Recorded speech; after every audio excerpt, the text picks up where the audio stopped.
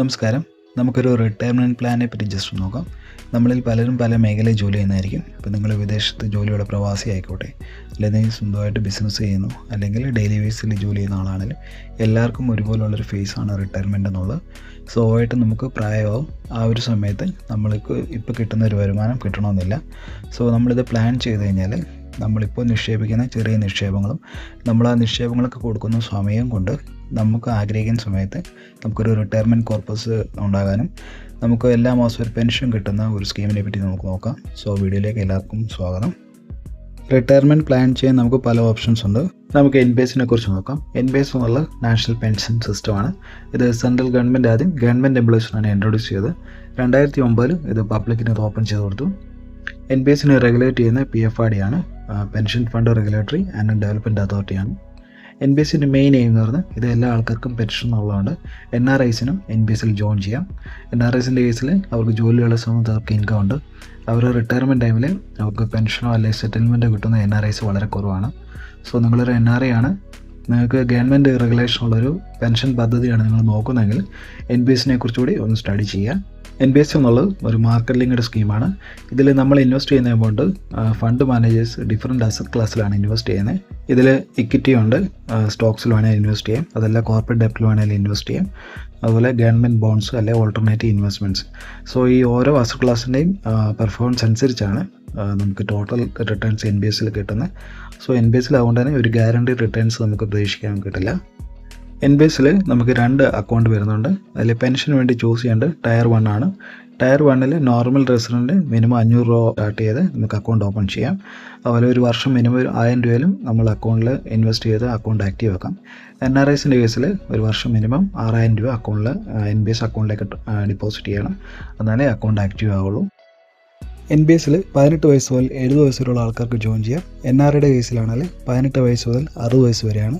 NPSൻ്റെ ഒരു സ്ട്രക്ചർ എന്ന് പറഞ്ഞാൽ NPS ഒരു ലോക്ക് ഇൻ പീരീഡ് വരുന്നുണ്ട്. ഇതൊരു ലോങ് ടൈം റിട്ടയർമെൻറ്റ് സ്കീമാണ്. ഇതിൽ 18 വയസ്സിൽ ജോയിൻ ചെയ്യുന്ന ഒരു സബ്സ്ക്രൈബറിന് ആളുടെ 60ാമത്തെ വയസ്സിലെ ഇതിനകത്തുനിന്ന് എക്സിറ്റ് ചെയ്യാൻ പറ്റുള്ളൂ. അതുപോലെ തന്നെ NPS ഉണ്ടാകുന്ന ടോട്ടൽ കോർപ്പസിൻ്റെ 60% നമ്മുടെ സബ്സ്ക്രൈബറിൻ്റെ 60ാമത്തെ വയസ്സിൽ വിഡ്രോ ചെയ്യാം. ബാക്കി വരുന്ന 40% നിർബന്ധമായിട്ടും ഒരു ആനുറ്റി പർച്ചേസ് ചെയ്യണം. ആ ആനുറ്റിയിൽ നിന്നാണ് നമുക്ക് പെൻഷൻ കിട്ടുന്നത്. എക്സാമ്പിളായിട്ട് NPS ജോയിൻ ചെയ്യുന്നൊരു സബ്സ്ക്രൈബർക്ക് ആളുടെ 60ാമത്തെ വയസ്സിൽ ടോട്ടൽ കോർപ്പസ് 1 കോടിയായെന്ന് വിചാരിക്കുക. അങ്ങനെയാണെങ്കിൽ 60ാമത്തെ വയസ്സാകുമ്പോൾ 60 ലക്ഷം രൂപ വിഡ്രോ ചെയ്യാം. അത് ടാക്സ് ഫ്രീ ആണ്. ബാക്കി വരുന്ന 40 ലക്ഷം രൂപ ഒരു ആനുറ്റി പർച്ചേസ് ചെയ്യുക. അതിൽ നിന്നാണ് മന്ത്ലി പെൻഷൻ കിട്ടുന്നത്. അത് മന്ത്ലി നമുക്ക് ഇൻകമായിട്ട് കൂട്ടുന്നതുകൊണ്ട് അത് ടാക്സബിൾ ആണ് നമ്മുടെ ഇൻകത്തിൻ്റെ സ്ലാബ് അനുസരിച്ച്. അതുകൂടാതെ നമുക്ക് ഈ റെഗുലറായിട്ട് കിട്ടുന്ന പെൻഷൻ നമ്മുടെ കാലശേഷം നമ്മുടെ സ്പോസിന് വേണ്ടി കൊടുക്കാം. അതുമല്ലെങ്കിൽ നമ്മുടെ സ്പോസിൻ്റെയും കാലശേഷം നമ്മുടെ അനന്തരാവകാശികൾക്ക് വേണമെങ്കിൽ നമ്മൾ ഈ ആനുറ്റി പർച്ചേസ് ചെയ്യുന്ന ഫുൾ എമൗണ്ട് തിരിച്ചു കൊടുക്കാം. NPSൻ്റെ ബെനിഫിറ്റ്സ് ആയിട്ട് ഇവിടെ കൊടുത്തിരിക്കുന്നത് ഫ്ലെക്സിബിൾ ആണ്. അതുപോലെ തന്നെ NPS ഇൻവെസ്റ്റ് ചെയ്യുന്നതിലൂടെ ടാക്സ് എക്സെപ്ഷൻസ് കിട്ടുന്നുണ്ട്. അതുകൂടാതെ NPS റെഗുലേറ്റ് ചെയ്യുന്നത് PFRD ആണ്. അതുകൊണ്ട് റെഗുലേറ്റഡ് ആണ്. ഇതിൽ ലോങ് ടൈം പദ്ധതിയാണ്ട് ഇതിൽ പവർ ഓഫ് കോമ്പൗണ്ടിങ് ഇതിൻ്റെ എഫക്റ്റ് നല്ലതായിട്ട് ഇവിടെ കിട്ടുന്നുണ്ട്. പിന്നെ അതുകൂടാതെ NPS നമുക്ക് ഓൺലൈൻ ഓപ്പൺ ചെയ്യാൻ പറ്റും. NPS ഇൻവെസ്റ്റ്മെൻറ്റ് ചോയ്സ് ആയിട്ട് 2 ഓപ്ഷൻസ് ഉണ്ട്, ആക്റ്റീവ് ചോയ്സും ഓട്ടോ ചോയ്സും. ആക്റ്റീവ് ചോയ്സ് എന്ന് ഉദ്ദേശിക്കുന്നത് ഇതിൽ ജോയിൻ ചെയ്യുന്ന സബ്സ്ക്രൈബർക്ക് അവർക്ക് തന്നെ അതിനുള്ള ഫ്ലെക്സിബിലിറ്റി ഉണ്ട്. നമുക്ക് ഓരോ അസറ്റ് ക്ലാസ്സിൽ എത്ര % നമുക്ക് ചെയ്യാമെന്നുള്ളത്. എക്സാമ്പിളായിട്ട് ഇക്വിറ്റിയിൽ നമുക്ക് മാക്സിമം 75% വരെ അലോക്കേറ്റ് ചെയ്യാം.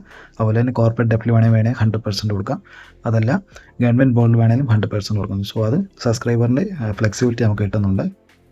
ഓട്ടോ ചോയ്സിൽ നമുക്ക് സബ്സ്ക്രൈബറിൻ്റെ ഏജ് അനുസരിച്ച് ഈ അസറ്റ് ക്ലാസ്സിൽ അലോക്കേഷൻ ഓട്ടോമാറ്റിക്കായിട്ട് മാറിക്കൊണ്ടിരിക്കും. അതിൽ തന്നെ 4 ഓപ്ഷൻസ് വരുന്നുണ്ട്.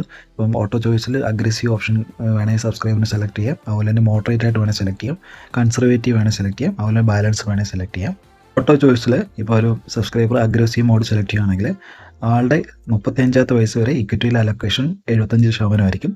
ആളുടെ 36ാമത്തെ വയസ്സാകുമ്പോൾ ഇക്വിറ്റിയുടെ അലോക്കേഷൻ കുറയുന്ന ഈ മെട്രിക്സ് നമുക്ക് കാണാൻ പറ്റും. അങ്ങനെ ആൾക്ക് 55 വയസ്സാകുമ്പോഴത്തേക്ക് അഗ്രസീവ് മോഡിൽ ഇക്വിറ്റിയിലെ അലോക്കേഷൻ 15% ആയിട്ട് കുറയുന്ന ഈ മെട്രിക്സ് നമുക്ക് കാണാൻ പറ്റും.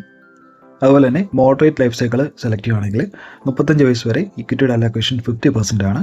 36ാമത്തെ വയസ്സാകുമ്പോഴത്തേക്ക് ഇക്വിറ്റിയുടെ അലോക്കേഷൻ കുറഞ്ഞ് നമുക്ക് അങ്ങനെ ഇത് മെട്രിക്സിൽ 55 വയസ്സാകുമ്പോഴത്തേക്ക് ഇതിൽ ഇക്വിറ്റിയുടെ അലോക്കേഷൻ 10% ആയിട്ട് കുറയുന്നത് നമുക്ക് കാണാൻ പറ്റും. അതുകൂടാതെ കൺസർവേറ്റീവ് ആണെങ്കിൽ ഇതിൽ 35 വയസ്സ് വരെ ഇക്വിറ്റിയുടെ അലോക്കേഷൻ 25% ആണ്. ആളുടെ 55 വയസ്സാകുമ്പോഴത്തേക്ക് ഇക്വിറ്റിയുടെ അലോക്കേഷൻ 5% ആയിട്ട് കുറയുന്നത് കാണാൻ പറ്റും. ഈവൻ ആക്റ്റീവ് ചോയ്സ് നമ്മൾ സെലക്ട് ചെയ്താലും സബ്സ്ക്രൈബറിൻ്റെ 50ാമത് വയസ്സ് വരെ ഇക്വിറ്റിയുടെ അലോക്കേഷൻ 75% ആണ്. സബ്സ്ക്രൈബർക്ക് 51 വയസ്സാകുമ്പോഴത്തേക്ക് ഇക്വിറ്റിയുടെ അലോക്കേഷൻ കുറഞ്ഞ് അത് വരുന്ന കാണാൻ പറ്റും. 60 വയസ്സാകുമ്പോഴത്തേക്ക് ഇക്വിറ്റിയുടെ അലോക്കേഷൻ 50% ആയിട്ട് ആക്റ്റീവ് ചോയ്സിൽ മാറും. നമുക്കിനിയും NPSൻ്റെ പെൻഷൻ കാൽക്കുലേറ്റർ നമുക്ക് യൂസ് ചെയ്യുന്നത് എങ്ങനെ നോക്കാം. ഇതിൽ കുറച്ച് ഡേറ്റാസ് നമുക്ക് ഇവിടെ ആഡ് ചെയ്യേണ്ടതുണ്ട്. ഇതിൽ നമുക്ക് ആദ്യം ഉള്ളത് ഏത് സെക്ടർ എന്നുള്ളതാണ്. ഇപ്പോൾ NRIസിൻ്റെ കേസിലാണ് നോൺ ഗവൺമെൻറ് ആണ്. അതുപോലെ തന്നെ സ്കീംസ് അവൈലബിൾ എന്നുള്ളത് നമ്മളിപ്പോൾ സംസാരിച്ച പോലെ തന്നെ ആക്റ്റീവ് ചോയ്സും ഓട്ടോ ചോയ്സും ആണ്. ഇതിലാദ്യം നമുക്ക് ആക്റ്റീവ് ചോയ്സ് നമുക്ക് സെലക്ട് ചെയ്യാം. ഇതിൽ ആക്റ്റീവ് ചോയ്സ് ആണ് ഇപ്പോൾ കിടക്കുന്നത്. അതിൽ ആക്റ്റീവ് ചോയ്സ് നമ്മൾ സെലക്ട് ചെയ്യുമ്പോൾ ഇക്വിറ്റിയിൽ മാക്സിമം 75%, ഗവൺമെൻറ് ബോണ്ടിൽ 25% ആണ്. ആക്റ്റീവ് ചോയ്സിൽ സബ്സ്ക്രൈബർ തന്നെയാണ് സെലക്ട് ചെയ്യുന്നത്.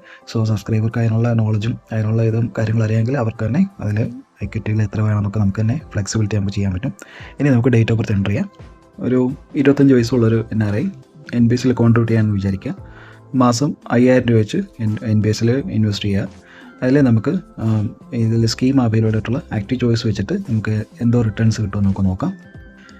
ഇതിൽ ആക്റ്റീവ് ചോയ്സ് സെലക്ട് ചെയ്ത് 25 വയസ്സുള്ള ഒരു NRI 5000 രൂപ വെച്ച് ഡെപ്പോസിറ്റ് ചെയ്യുമ്പോൾ ഇതിൽ എക്സ്പെക്റ്റഡ് റിട്ടേൺസ് കിട്ടുന്നത് 3,31 ലക്ഷം രൂപയാണ്.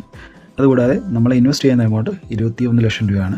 നമുക്ക് ആളുടെ 60ാമത്തെ വയസ്സാകുമ്പോൾ 1,99 ലക്ഷം രൂപ വിഡ്രോ ചെയ്യാം. അതുകൂടാതെ ഇതിലെ പെൻഷനായിട്ട് 74,000 രൂപ സംതിങ് നമുക്ക് പെൻഷനായിട്ട് കിട്ടും. ഇനി നമുക്ക് ഈ ആക്റ്റീവ് ചോയ്സ് എന്നുള്ളത് നമുക്കൊന്ന് മാറ്റി നേരെ നോക്കാം. ഇതിൽ എക്സ്പെക്റ്റഡ് റിട്ടേൺസ് നമുക്ക് കിട്ടുന്നത് 12.8 ആണ്. ഇനിയും ആക്റ്റീവ് ചോയ്സ് മാറ്റി വേറെ ഓപ്ഷൻ നമുക്ക് സെലക്ട് ചെയ്യാം. ഇതിൽ ഇപ്പോൾ LC 75 ഉണ്ട്, LC 50 ഉണ്ട്. ഈ LC 50 എന്നുള്ള മോഡറേറ്റ് ലൈഫ് സൈക്കിൾ ഒന്ന് സെലക്ട് ചെയ്തിട്ട് നമുക്കൊന്ന് കാൽക്കുലേറ്റ് ചെയ്ത് നോക്കാം. ഇതിലെ മോഡറേറ്റ് ലൈഫ് സൈക്കിൾ ആയപ്പം ഇതിലെ റിട്ടേൺസ് 9.92% ആണ്. അതിൽ ഇപ്പോൾ ടോട്ടൽ കോർപ്പസ് വരുന്ന 1,66 ലക്ഷം രൂപയാണ്. ഇതിൽ 1 കോടി രൂപ വിഡ്രോ ചെയ്യാം. 37,000 രൂപ പെൻഷനായിട്ട് നമുക്ക് റിട്ടേൺസ് എക്സ്പെക്റ്റ് ചെയ്യാം. ഇനി നമുക്ക് LC 50 എന്നുള്ള കൺസർവേറ്റീവ് ലൈഫ് സൈക്കിൾ ആയാൽ എന്താ ഡിഫറൻസ് വരുന്നത് നോക്കാം. ഇതിലിപ്പോൾ LC 25 ആണ്. ഇതിലെ ഇക്വിറ്റിയുടെ എക്സ്പോഷർ തീരെ കുറവാണ്. നമുക്ക് ജസ്റ്റ് ഒന്ന് കാൽക്കുലേറ്റ് ചെയ്ത് നോക്കാം. ഇതിലിപ്പോൾ ടോട്ടൽ കോർപ്പസ് വരുന്നത് 1,40 ലക്ഷം രൂപയാണ്. അതിൽ നമുക്ക് വിഡ്രോ ചെയ്യാൻ പറ്റുന്നത് 60 വയസ്സിൽ വിഡ്രോ ചെയ്യാൻ പറ്റുന്നത് 84 ലക്ഷം രൂപയാണ്. അതുപോലെ പെൻഷൻ 31,000 രൂപയാണ്. ഇതിൽ നമുക്കിപ്പോൾ റിട്ടേൺസ് 9.16. ഇതൊരു ലോങ് ടൈം ഇൻവെസ്റ്റ്മെൻറ്റ് സ്കീം ആയിട്ട് തന്നെയാണ് ഇതിൽ നമുക്ക് റിട്ടേൺസ് നമുക്കിങ്ങനെ പ്രതീക്ഷിക്കാൻ പറ്റുന്നത്. സോ നമുക്കിനിയും ഒരു 35 വയസ്സുള്ളൊരു ആൾ ജോയിൻ ചെയ്താൽ എന്തോ റിട്ടേൺസ് കിട്ടുന്നത് ജസ്റ്റ് നമുക്ക് നോക്കാം. സോ ഇതിൽ 35 വയസ്സുള്ള ഒരാൾ നമ്മൾ ആക്റ്റീവ് ചോയ്സ് ഫസ്റ്റ് സെലക്ട് ചെയ്യുകയാണ്. ഇതിൽ ഇക്വിറ്റിയിൽ 75%, ഗവൺമെൻറ് ബോണ്ട് 25% ആണ്. മാസം 5000 രൂപ വെച്ച് NPSയിൽ ഇൻവെസ്റ്റ് ചെയ്യുകയാണെങ്കിൽ നമുക്ക് എന്തോ റിട്ടേൺസ് പ്രതീക്ഷിക്കാൻ നോക്കാം. ഇതിൽ ടോട്ടൽ കോർപ്പസ് വരുന്നത് 92 ലക്ഷം രൂപ സംതിങ് ആണ്. ഇതിൽ നമുക്ക് ലംസമായിട്ട് ആളുടെ 60 വയസ്സിൽ വിഡ്രോ ചെയ്യാൻ പറ്റുന്ന 55 ലക്ഷത്തി സംതിങ്ങും പെൻഷനായിട്ട് 20,000 രൂപയാണ് കിട്ടുന്നത്. ഇതിൽ എക്സ്പെക്റ്റഡ് റിട്ടേൺസ് 12.67 ആണ്. നമ്മൾ ആക്റ്റീവ് ചോയ്സ് ആണ് സെലക്ട് ചെയ്തിരിക്കുന്നത്. ഇനി അതിന് മാറ്റി നമുക്കൊരു LC 50 അല്ലെങ്കിൽ LC 25 കൺസർവേറ്റീവ് ആകുമ്പോൾ എന്താ ഡിഫറൻസ് വരുന്നത് നോക്കാം. ഇതിൽ ഇൻവെസ്റ്റ് ചെയ്യുന്ന എമൗണ്ട് 14,90,000 രൂപയാണ്. സോ നമുക്കിനി സ്കീംസ് LC 25 ആയിട്ടുള്ള കൺസർവേറ്റീവ് ലൈഫ് സൈക്കിൾ വെച്ചിട്ട് ജസ്റ്റ് ഒന്ന് കാൽക്കുലേറ്റ് ചെയ്ത് നോക്കാം. ഇതിലിപ്പോൾ റിട്ടേൺസ് നമുക്ക് കാണിക്കുന്നത് 51,86,000 രൂപയാണ്. ഇതിൽ നേരത്തെ നമ്മൾ നോക്കിയപ്പം 92 ലക്ഷം രൂപയായിരുന്നു. ഇപ്പോൾ അത് 51 ആയിട്ട് കുറഞ്ഞിട്ടുണ്ട്. ഇതിൽ എക്സ്പെക്റ്റഡ് റിട്ടേൺസ് 8.93 ആണ്. ഇതിൽ ഇൻവെസ്റ്റ് ചെയ്യുന്ന എമൗണ്ട് സെയിം തന്നെ 14,90,000 രൂപയാണ്. ഇതിൽ ലംസമായിട്ട് വിഡ്രോ ചെയ്യാൻ പറ്റുന്ന 31 ലക്ഷം രൂപയാണ്. മറ്റേതിൽ നമുക്ക് 50 lakhs ആയിരുന്നു. സോ അതുകൊണ്ട് തന്നെ ഇതിലെ പെൻഷനും കുറഞ്ഞിട്ടുണ്ട്. സോ അപ്പോൾ ഇതിൽ നമുക്ക് റിസ്ക് കുറവാണ്. അതുകൊണ്ട് റിസ്ക് കുറഞ്ഞ റിട്ടേൺസ് കുറയും. NPSയിൽ നമുക്ക് ഈ പെൻഷൻ എമൗണ്ട് വേണമെങ്കിൽ നമുക്ക് കൂട്ടാൻ പറ്റും. സോ ഇവിടെ നമുക്ക് 35 വയസ്സുള്ള ആൾ മാസം 5000 രൂപ വെച്ച് അടയ്ക്കുക. ഇതിൽ നമുക്ക് ആനുവിറ്റി എന്നുള്ളത് ഇത് 40% വരെ നമ്മൾ 80% ആനുവിറ്റി പർച്ചേസ് ചെയ്യുകയാണെങ്കിൽ നമ്മുടെ പെൻഷൻ എമൗണ്ട് ഇവിടെ കൂടുന്നത് കാണാൻ പറ്റും. ഇവിടെ മന്ത്ലി 42,000 രൂപ പെൻഷൻ കിട്ടും. അതുപോലെ തന്നെ 60 വയസ്സിൽ 18 ലക്ഷം രൂപയാണ് നമുക്ക് വിഡ്രോ ചെയ്യാൻ പറ്റുന്നത്. ഇനി നമുക്ക് വേറൊരു കേസ് നമുക്ക് നോക്കാം. സോ നമുക്ക് ഒരു 30 വയസ്സുള്ളൊരു NRI എന്ന് വിചാരിക്കുക. ആൾക്ക് ഇൻകം കിട്ടുന്ന സമയത്ത് ജസ്റ്റ് ഒരു 1 ലക്ഷം രൂപ NPSയിൽ ഇൻവെസ്റ്റ് ചെയ്യാമെന്ന് വിചാരിക്കുക. ഇതൊരു എക്സാമ്പിളാണ്. പിന്നെ വേറെ പൈസയൊന്നും അടച്ചില്ലെന്ന് വിചാരിക്കുക. നമ്മൾ അക്കൗണ്ട് ആക്റ്റീവായിട്ട് ഇരുന്നില്ലെങ്കിൽ പെനാൽറ്റി വരും. മിനിമം ഒരു വർഷം 6,000 രൂപ അടക്കണമെന്നാണ് NRIസിൻ്റെ കേസിൽ. നമുക്കൊരു എക്സാമ്പിൾ ജസ്റ്റ് നോക്കാം. ഇതിൽ ആക്റ്റീവ് ചോയ്സ് ആണ് സെലക്ട് ചെയ്തിരിക്കുന്നത്. ഞാൻ ഇവിടെ ഒരു എക്സാമ്പിൾ കാണിച്ചതേ ഉള്ളൂ. ജസ്റ്റ് നമുക്ക് ഇനി ഇതിൻ്റെ കാൽക്കുലേഷൻ നമുക്ക് നോക്കാം. സോ ഇതിൽ നമുക്ക് ടോട്ടൽ റിട്ടേൺ ആയിട്ട് വന്നിരിക്കുന്നത് 37 ലക്ഷം രൂപയാണ്. ഇതിൽ നമുക്ക് എക്സ്പെക്റ്റഡ് റിട്ടേൺസ് 12.82 ആണ്. ഇത് ആളുടെ 60 വയസ്സാകുമ്പോൾ 22 ലക്ഷം രൂപ നമുക്ക് വിഡ്രോ ചെയ്യാം. അതുപോലെ പെൻഷനായിട്ട് 8,000 രൂപ നമുക്ക് പെൻഷനായിട്ട് കിട്ടും. ഇതിൽ പെൻഷൻ എമൗണ്ട് കൂട്ടണമെന്നുണ്ടെങ്കിൽ ആനുവിറ്റിയുടെ പർച്ചേസ് 40 എന്നുള്ളത് 80 അല്ലെങ്കിൽ 90% ഇട്ട് കഴിഞ്ഞാൽ നമുക്ക് പെൻഷൻ എമൗണ്ട് കൂടും. സോ ഒരു 30 വയസ്സിൽ ഒരു 1 ലക്ഷം രൂപ NPSയിൽ ഇൻവെസ്റ്റ് ചെയ്ത് വിചാരിക്കുക. അത് ഒരു 30 വർഷം കൊണ്ട് തന്നെ അത് അതൊരു കോർപ്പസ് ആയതാണ് ഇവിടെ കാണിക്കുന്നത്. ഇതൊരു എക്സ്പെക്റ്റഡ് റിട്ടേൺസ് ആണ്, ഗ്യാരണ്ടീഡ് അല്ല. സോ നമുക്ക് ഒരു 45 വയസ്സുള്ള ഒരു NRI NBSൽ നമുക്കൊരു മാസം 5000 രൂപ വെച്ച് കോൺട്രിബ്യൂട്ട് ചെയ്യുകയാണെങ്കിൽ നമുക്ക് എന്ത് റിട്ടേൺസ് പ്രതീക്ഷിക്കാം ജസ്റ്റ് ഒന്ന് നോക്കാം. ഇതിലിപ്പോൾ നമ്മൾ ആക്റ്റീവ് ചോയ്സാണ് സെലക്ട് ചെയ്തിരിക്കുന്നത്. ഇതിൽ നമുക്ക് ടോട്ടൽ 24,67,000 രൂപയാണ് ടോട്ടൽ കോർപ്പസ് വരുന്നത്. അതിൽ 14,80,000 രൂപ വിഡ്രോ ചെയ്യാൻ പറ്റും 60 വയസ്സിൽ. അതുപോലെ തന്നെ 5,500 രൂപ പെൻഷനായിട്ട് കിട്ടും. ഇത് നമുക്ക് 12.51% ആണ് ഇപ്പോഴത്തെ എക്സ്പെക്റ്റഡ് റിട്ടേൺസ് വരുന്നത്. ഇതിൽ നമുക്ക് പെൻഷൻ എമൗണ്ട് കൂട്ടണമെന്നുണ്ടെങ്കിൽ നമുക്ക് ഈ 40% ആനുവിറ്റി എന്നുള്ളത് നമുക്കൊരു 80% ആയിട്ട് നമുക്ക് ജസ്റ്റ് നോക്കാം. സോ ഇപ്പം നമ്മൾ ആനുവിറ്റി ഇരിക്കുന്നത് 80% ആണ്. സോ അപ്പോൾ ഇതിൽ പെൻഷൻ എമൗണ്ട് കൂടിയിട്ടുണ്ട്, അതുപോലെ ലംസം വിഡ്രോ എമൗണ്ട് കുറഞ്ഞിട്ടുണ്ട്. സോ NBSൽ ജോയിൻ ചെയ്യുന്ന ഏജ് വളരെ ഇമ്പോർട്ടൻ്റ് ആണ്. നിങ്ങൾ നേരത്തെ ജോയിൻ ചെയ്യുകയാണെങ്കിൽ നിങ്ങൾക്ക് അതുപോലെ തന്നെ അതിനനുസരിച്ചുള്ള റിട്ടേൺസ് നമുക്ക് കൂടുതൽ കിട്ടും. ഇതിൽ പവർ ഓഫ് കോമ്പൗണ്ടിൻ്റെ എഫക്റ്റ് വളരെ ബെനിഫിറ്റാണ് ഡ്യൂറേഷൻ കൂടുന്നതനുസരിച്ച്. സോ നമുക്ക് ഈ NBSൽ നമുക്ക് അസറ്റ് ക്ലാസ്സിൽ ഇക്വിറ്റി ഉണ്ട്, കോർപ്പറേറ്റ് ഡെപ്റ്റ് ഉണ്ട്, ഗവൺമെൻറ് ബോൺസ് ഉണ്ട്. സോ ഇക്വിറ്റിയുടെ ലാസ്റ്റ് 1 ഇയറിലെ റിട്ടേൺസ് ആണ് ഈ കൊടുത്തിരിക്കുന്നത്. അതുപോലെ ലാസ്റ്റ് 5 ഇയേഴ്സിൻ്റെ റിട്ടേൺസ് നമുക്ക് ജസ്റ്റ് നോക്കാം. ഇതിൽ 5 ഇയേഴ്സ് ഇത് ഓരോ ഫണ്ട് മാനേജേഴ്സാണ്, അവരുടെ റിട്ടേൺസാണ് ഈ കാണിച്ചിരിക്കുന്നത്. ലാസ്റ്റ് 10 ഇയേഴ്സ് ആണെങ്കിലും അതിലും റിട്ടേൺസാണ് ഈ കൊടുത്തിരിക്കുന്നത്. ഇനി നമുക്ക് വേറെ സ്കീം നമുക്ക് ജസ്റ്റ് നോക്കാം. ഇപ്പം NBS ടയർ 1ലെ ഗവൺമെൻറ് ബോൺസിൻ്റെ റിട്ടേൺസ് ആണ് കൊടുത്തിരിക്കുന്നത് ലാസ്റ്റ് 1 ഇയർ. അതുപോലെ തന്നെ ലാസ്റ്റ് 5 ഇയേഴ്സിൻ്റെ റിട്ടേൺസ് ആണ് ഗവൺമെൻറ് ബോൺസിൻ്റെ നമുക്ക് കൊടുത്തിരിക്കുന്നത്. അതുപോലെ ലാസ്റ്റ് 10 ഇയേഴ്സിൻ്റെയും റിട്ടേൺസ് നമുക്കിവിടെ കാണാൻ പറ്റുന്നതാണ്. ഇത് ലാസ്റ്റ് 1 ഇയറിന് കോർപ്പറേറ്റ് ഡെപ്റ്റിൻ്റെ റിട്ടേൺസ് ആണ്. അതുപോലെ ലാസ്റ്റ് 5 ഇയേഴ്സിൻ്റെ കോർപ്പറേറ്റ് ഡെപ്റ്റിന് റിട്ടേൺസ് ആണ് കൊടുത്തിരിക്കുന്നത്. സോ നിങ്ങൾക്ക് നിങ്ങളുടെ റിസ്ക് ലെവൽ അനുസരിച്ച് നിങ്ങൾക്ക് തീരുമാനിക്കാം നിങ്ങൾക്ക് ഏത് ഇൻസ്ട്രുമെൻറ്റിലാണ് ഇൻവെസ്റ്റ് ചെയ്യേണ്ടത്. നമ്മൾ കോൺട്രിബ്യൂട്ട് ചെയ്യുന്ന എമൗണ്ട് പ്ലസ് അതിൽ ഉണ്ടാകുന്ന ഗ്രോത്ത് മൈനസ് NBSൻ്റെ ചാർജസ്. NBSൻ്റെ ചാർജസ് നമ്മൾ കമ്പയർ ടു അതർ ഓപ്ഷൻസ് NBSൻ്റെ ചാർജസ് വളരെ കുറവാണ്. സോ ഇതെല്ലാം കൂടെ കൂട്ടുമ്പോഴാണ് നമുക്ക് അക്യുമുലേറ്റഡ് പെൻഷനായിട്ട് നമുക്ക് കിട്ടുന്നത്. സോ വീഡിയോയുടെ ഡിസ്ക്രിപ്ഷനിൽ ഇതിൻ്റെ ഓരോ ലിങ്ക്സ് കൊടുത്തേക്കാം.